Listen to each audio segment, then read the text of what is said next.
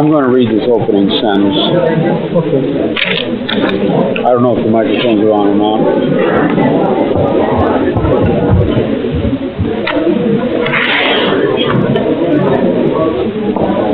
Are the microphones on?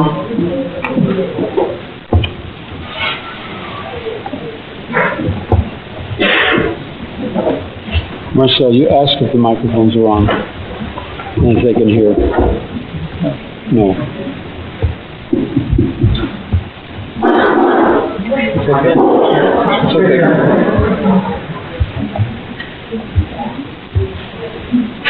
May I tell you how much I appreciate your asking me to share some of my ideas with you. The title of my address is, If You Find This World Bad, You Should See Some of the Others.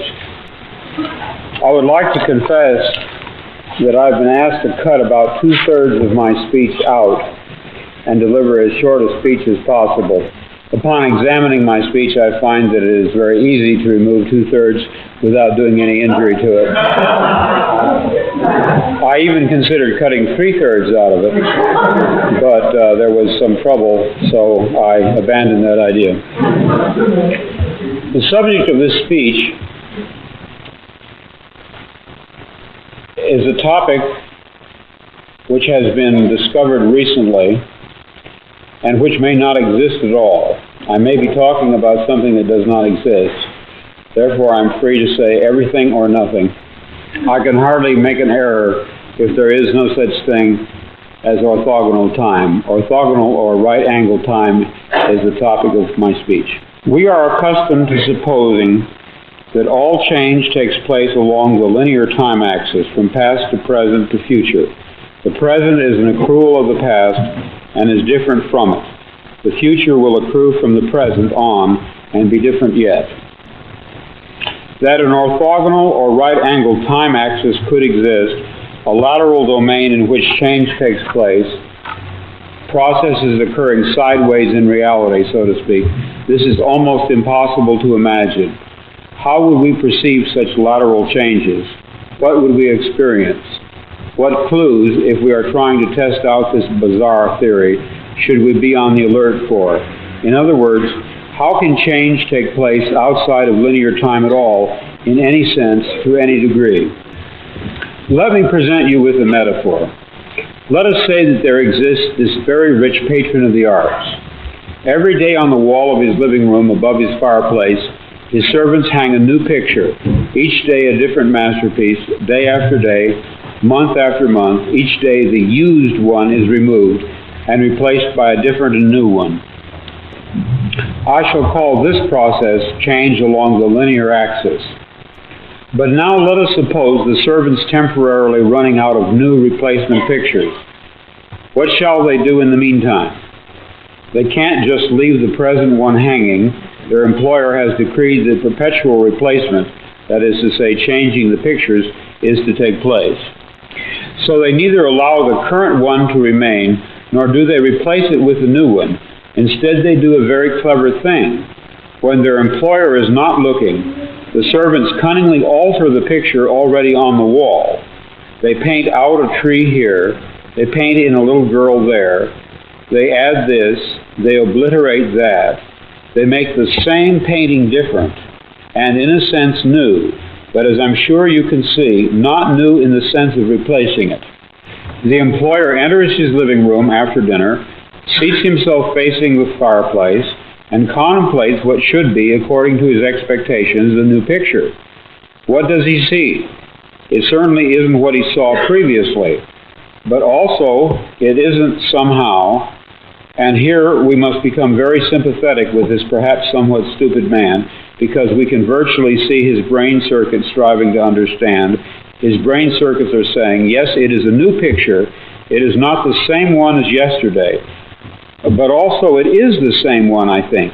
I feel on a very deep intuitive basis, I feel that somehow I've seen it before.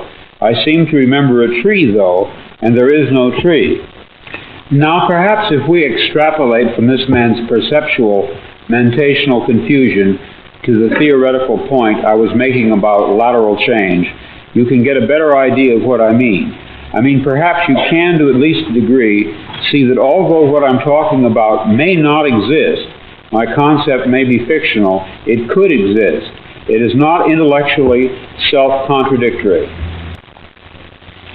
Contemplating this possibility of a lateral arrangement of worlds, a plurality of overlapping Earths along whose linking axis a person can somehow move, can travel in a mysterious way from worse to fair to good to excellent. Contemplating this in theological terms, perhaps we could say that herewith we suddenly decipher the elliptical utterances which Christ expressed regarding the kingdom of God, specifically where it is located. He seems to have given contradictory and puzzling answers, but just suppose for an instant, that the cause of the perplexity lay not in any desire on his part to baffle or to hide, but in the inadequacy of the question. My kingdom is not of this world, he is reported to have said. The kingdom is within you, or possibly it is among you.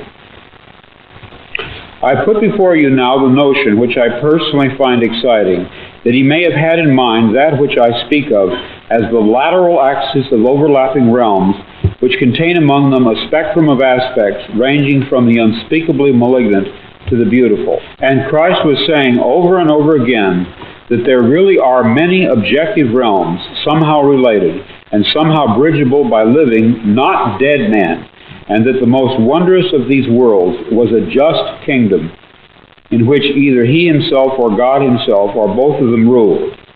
And he did not merely speak of a variety of ways of subjectively viewing one world. The kingdom was and is an actual different place at the opposite end of continua, starting with slavery and utter pain.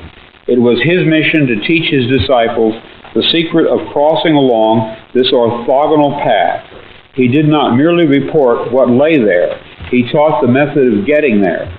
But, tragically, the secret was lost. The enemy, the Roman authority, crushed it, and so we do not have it. But perhaps we can re-find it, since we know that such a secret exists. Kingdom is ever to be established here on earth, or whether it is a place or state we go to after death. I'm sure I don't have to tell you that this issue has been a fundamental one and an unresolved one throughout the history of Christianity.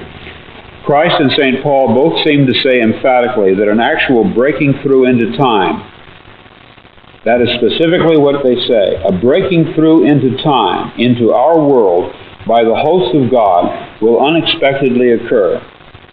Thereupon, after some exciting drama, a 1,000-year paradise, a rightful kingdom will be established, at least for those who have done their homework and chores and generally paid attention, have not gone to sleep, as one parable puts it.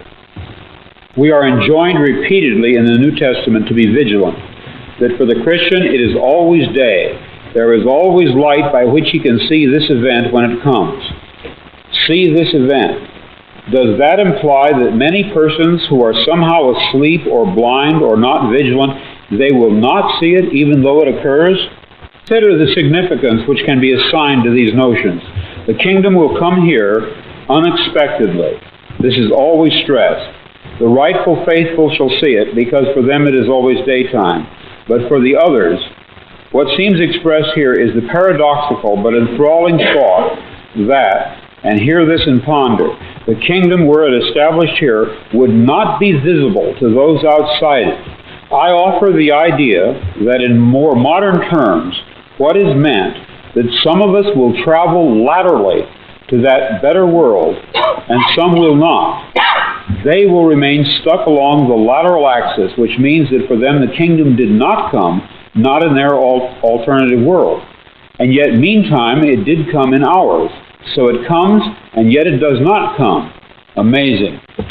If you have followed my conjectures about the overlapping of these alternate worlds, and you sense as I do the possibility that if there are 3 or 4 or 2, there may be 30 or 3,000 of them, and that some of us live in this one, others of us in another one, others in others, and that events on one track cannot be perceived by persons not in that track. Well, let me say what I want to say and be done with it. I think I once experienced a track in which the Savior returned, but I experienced it just briefly. I am not there now. I am not sure I ever was. Certainly I may never be again. I grieve for that loss, but loss it is. Somehow I moved laterally, but then fell back, and then it was gone.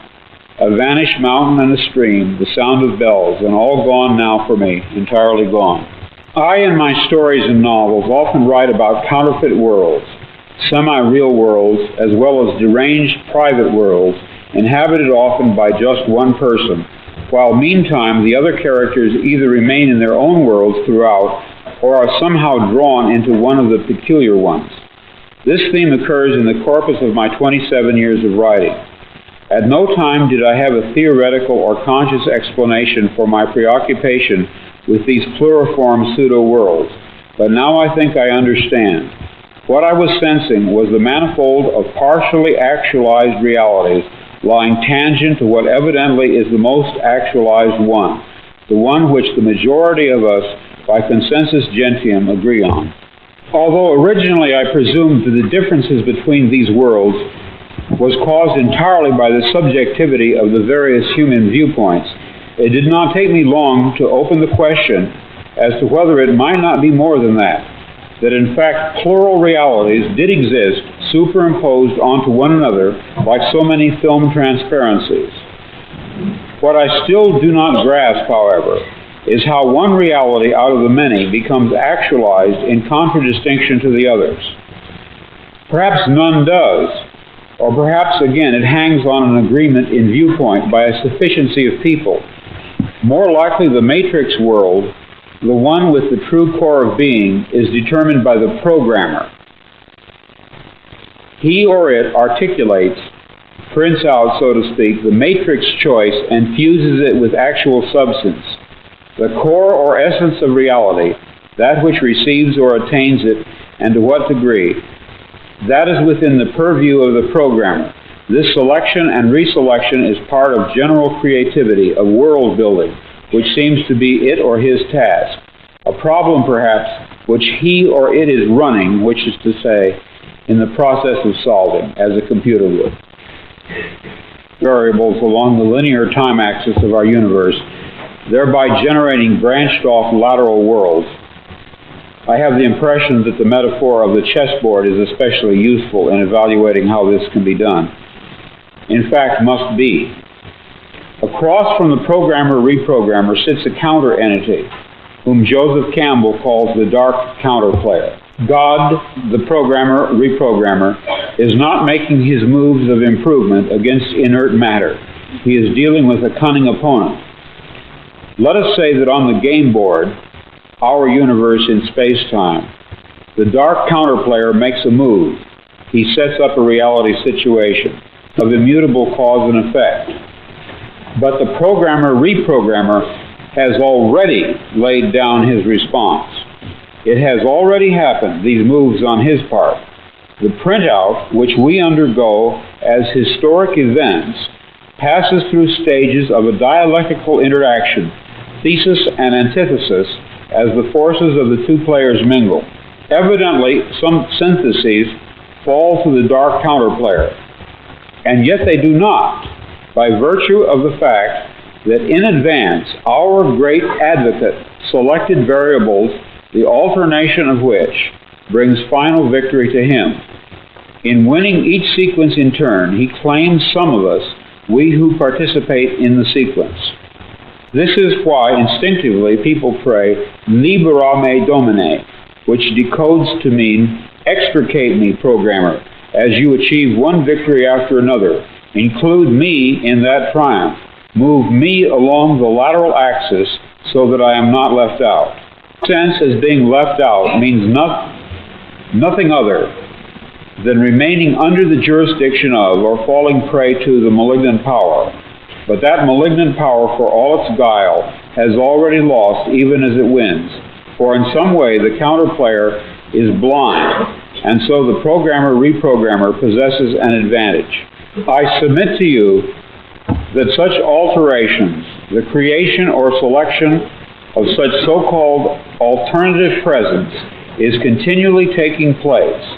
The very fact that we can conceptually deal with this notion, that is, entertain it as an idea, is a first step in discerning such processes themselves.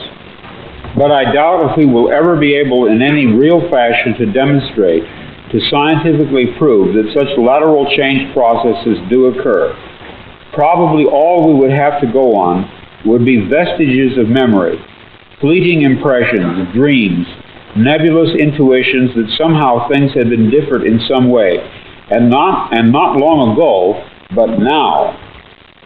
We might reflexively reach for a light switch in the bathroom only to discover that it always had been, in another place entirely.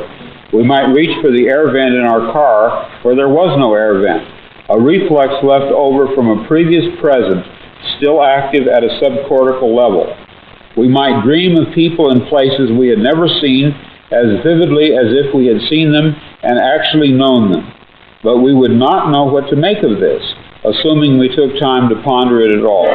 One very pronounced impression would probably occur to us, to many of us, again and again, and always without explanation. The acute, absolute sensation that we had done once before, what we were just about to do now, that we, so to speak, lived in a particular moment or situation previously. But in what sense could it be called previously, since only the present, not the past, was evidently involved? We would have the overwhelming impression that we were reliving the present, déjà vu, perhaps in precisely the same way, hearing the same words, saying the same words. I submit that these impressions are valid and significant, and I will even say this: such an impression is a clue that at some past time point a variable was changed, reprogrammed as it were, and that because of this an alternative world branched off, became actualized instead of the prior one, and that in fact, in literal fact, we are once more living this particular segment of linear time. A breaching, a tinkering, a change had been made, but not in our present, had been made in our past. Evidently, such an alteration would have a peculiar effect on those persons involved. They would, so to speak, be moved back one square or several squares on the board game which constitutes our reality.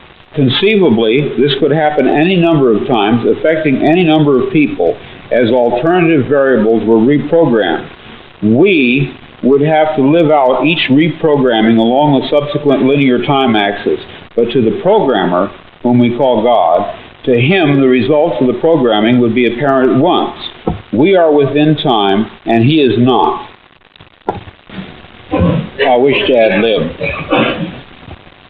We are living in a computer-programmed reality, and the only clue we have to it is when some variable is changed and some alteration in our reality occurs. This, too, might account for the sensation people get of having lived past lives. They may well have, but not in the past. Previous lives, rather, in the present, in perhaps an unending repeated and repeated present, like a great clock dial in which grand clock hands sweep out the same circumference forever, with all of us carried along unknowingly, yet dimly suspecting. Since at the resolution of every encounter of thesis and antithesis between the dark counterplayer and the divine programmer, a new synthesis is struck off, and since it is possible that each time this happens a lateral world may be generated, and since I conceive that each synthesis or resolution is to some degree a victory by the programmer, each struck-off world in sequence must be an improvement upon not just the prior one, but an improvement upon all the latent or merely possible outcomes. It is a better world, but in no sense perfect, which is to say final. It is merely an improved stage within a process. What I envision clearly is that the programmer is perpetually using the antecedent universe as a gigantic stockpile for each new synthesis, the antecedent universe then possessing the aspect of chaos, or anomie, in relation to an emerging new cosmos. Therefore, the endless process of sequential struck-off alternate worlds emerging and being infused with actualization is negentropic in some way that we cannot see. What we need at this point is to locate, to bring forth as evidence, someone who has managed somehow, it doesn't matter how, to retain memories of a different present, latent alternate world impressions, different in some significant way from this, the one which is at this stage actualized. According to my theoretical view, it would almost certainly be memories of a worse world than this. For it is not reasonable that God the programmer and reprogrammer would substitute a worse world in terms of freedom or beauty or love or order or healthiness by any standard which we know. When a mechanic works on your malfunctioning car, he does not damage it further. When a writer creates a second draft of a novel, he does not debase it further, but strives to improve it. I suppose it could be argued in a strictly theoretical way that God might be evil or insane and would in fact substitute a worse world for a better one. But frankly, I cannot take that idea seriously. Let us pass that over.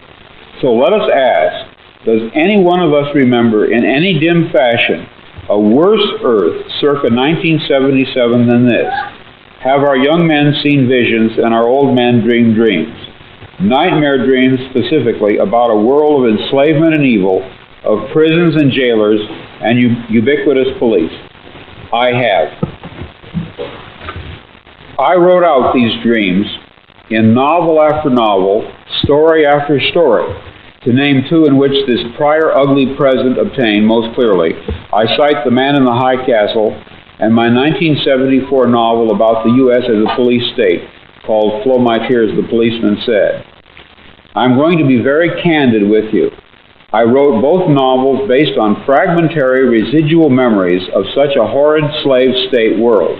Or perhaps the term world is the wrong one, and I should say United States, since in both novels I was writing about my own country. I can even tell you what caused me to remember. In late February of 1974, I was given sodium pentothal for the extraction of impacted wisdom teeth. Later that day, back home again, but still deeply under the influence of the sodium pentothal, I had a short, acute flash of recovered memory. In one instant, I caught it all, but immediately rejected it. Rejected it, however, with the realization that what I had retrieved in the way of varied memories was authentic. Then, in mid-March, a month later, the total body of memories, intact and entire, began to return. You are free to believe me or to disbelieve, but please take my word on it that I am not joking. This is very serious, a matter of importance. I am sure that at the very least you will agree that for me even to claim this is in itself amazing. People claim to remember past lives. I claim to remember a different, very different present life. I know of no one who has ever made this claim before, but I rather suspect that my experience is not unique. What perhaps is unique is the fact that I am willing to talk about it. If you have followed me this far, I would like you to be kind enough to go a little further with me. I would like to share with you something I knew that is retrieved along with the blocked off memories. In March of 1974, the reprogrammed variables tinkered with back at some earlier date, probably in the late 40s. In March of 1974, the payoff, the results of at least one and possibly more of the reprogrammed variables lying along the linear timeline of our past set in. What happened between March and August of 1974 was the result of at least one reprogrammed variable laid down perhaps 30 years before, setting into motion a thread of change which culminated in what I am sure you will admit was a spectacularly important and unique historical event, the forced removal from office of a President of the United States, Richard Nixon, as well as all those associated with him. In the alternative world which I remembered, the civil rights movements, the anti-war movements of the 60s had failed, and evidently, in the mid-70s, Nixon was not removed from power. That which opposed him, if anything indeed existed that did oppose him or could oppose him, was inadequate. Therefore, one or more factors tending toward that destruction of the entrenched tyrannical power had retroactively to us come to be introduced. The scales, 30 years later, it had been 2,000 years ago at its inception. It was regarded as subversive and revolutionary, and let me add, this appraisal by the police authorities was correct. It took me almost 2 weeks after the return of my memories of my life in Track A to rid myself of the overpowering impression that all references to Christ, all sacerdotal acts, had to be veiled in absolute secrecy.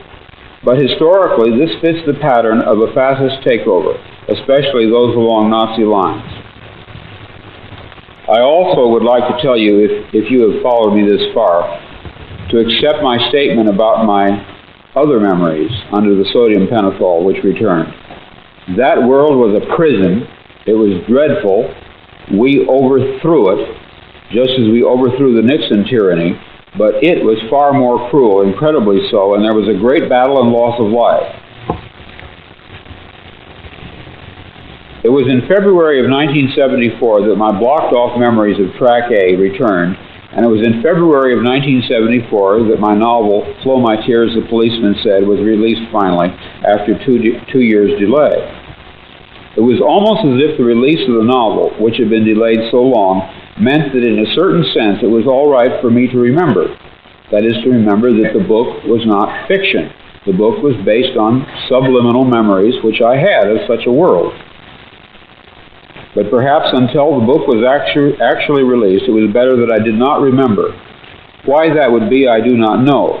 But I have the impression that the memories were not to come to the surface until the material had been published very sincerely on the author's part as what he believed to be fiction. Perhaps, had I known, I would have been too frightened to write the novel. As it was, I was very frightened anyway. There was something about the novel that frightened me a great deal. Or perhaps I would have just shot off my mouth and told everybody and somehow interfered with the effectiveness of that book and such other books of mine as Man in the High Castle, which were also based on residual memories. The effectiveness of those novels might have been impaired. I do not even claim there was an intended effectiveness. Perhaps there was none at all.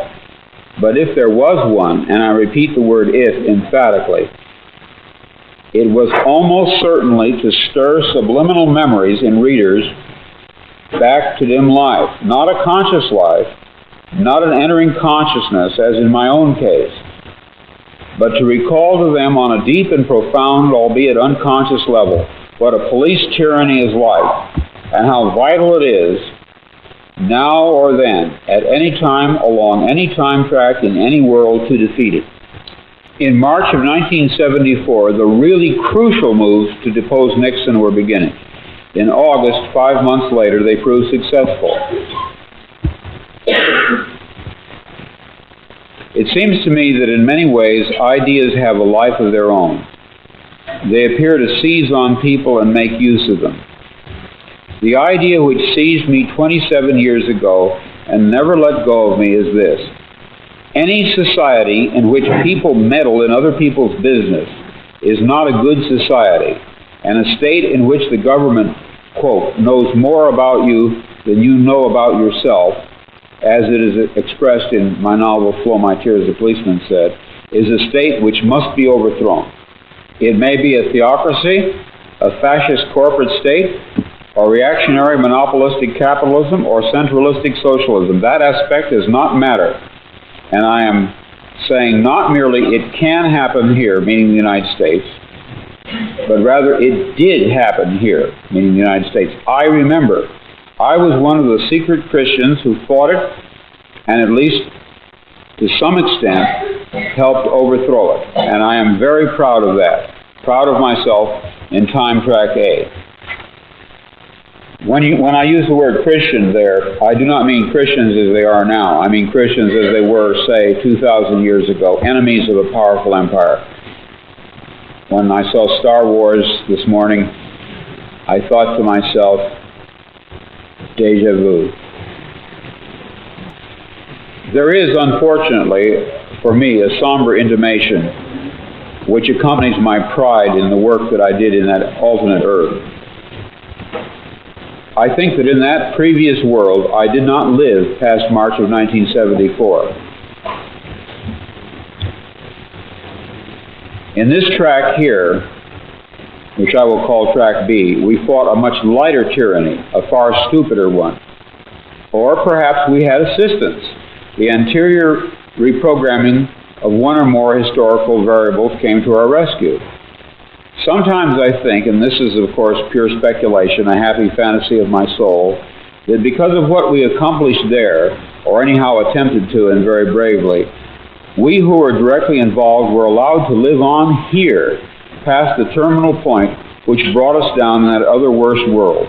It is a sort of miraculous kindness. This gracious gift serves to delineate for us, for me at least, some aspects of the programming. It causes me to comprehend him after a fashion. I think we cannot know what he is, but we can experience his functioning, and so can ask, what does he resemble? Not what is he, but rather what is he like? First and foremost, he controls the objects, processes, and events in our space-time world.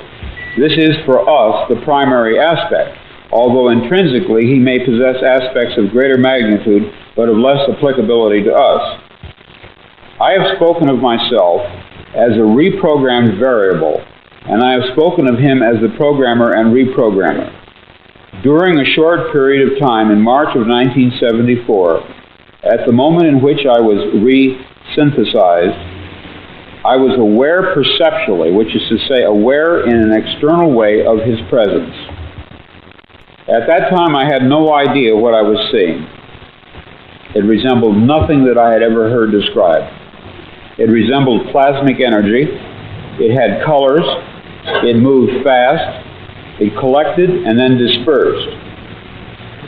But what it was, what he was, I am not sure even now. Except I can tell you that he had simulated normal objects and their processes so as to copy them, and in such an artful way as to make himself invisible within them. As the Vedantas put it, he is the fire within the flint, the razor within the razor case. Later research showed me that in terms of group cultural experience, the name Brahman has been given to this omnipresent, immanent entity. One thing I really want you to know. I am aware that the claims I am making, claims of having retrieved buried memories of an ultimate present and to have perceived the agency responsible for arranging that alternation, these claims can neither be proved nor can they be even made to sound rational in the usual sense of the word. It has taken me over 3 years to reach the point where I am willing to tell anyone but my closest friends about my experience beginning back at the vernal equinox of 1974. One of the reasons motivating me to speak about it publicly at last, to openly make this claim, is a recent encounter I have undergone, which, by the way, bears a strange resemblance to Hawthorne Abinson's experience in my novel The Man in the High Castle with the woman Juliana Frink. Juliana read Abinson's book about a world in which Germany and Japan and Italy. Now this is a little difficult if you haven't read the book, but he wrote a novel in which Germany, Italy, and Japan lost World War II, and he was living in a world in which they had won World War II. Juliana read Abinson's book about a world in which the Axis lost, and she felt she should tell him what she comprehended about the book. In other words, that his novel was true. Now, this final scene in Man in the High Castle has been the source for a similar scene in my later story, Faith of Our Fathers, where the girl Tanya Lee shows up and acquaints the protagonist with the actual reality situation, which is to say that much of his world is delusional and purposefully so. In other words, it's a common theme in my writing that a dark-haired girl shows up at the door of the protagonist and tells him that his world is delusional, that there's something false about it. Now, in Man in the High Castle, the situation is ironically reversed. The girl that comes to the door tells an author that his book of fiction is true. For several years, I have had the feeling, a growing feeling, that one day a woman who would be a complete stranger to me would contact me and tell me that she had some information to impart to me, and then she would appear at my door, just as Juliana appeared at Hawthorne Abinson's door, and that forthwith, in the gravest possible way, she would tell me exactly what Juliana told Abinson, and that is that my book, like his, was in a certain real, literal, and physical sense not fiction but the truth. Well, this did finally happen to me. I even knew that her hair would be black. I had an actual complete sense of what she would look like and what she would say. Door.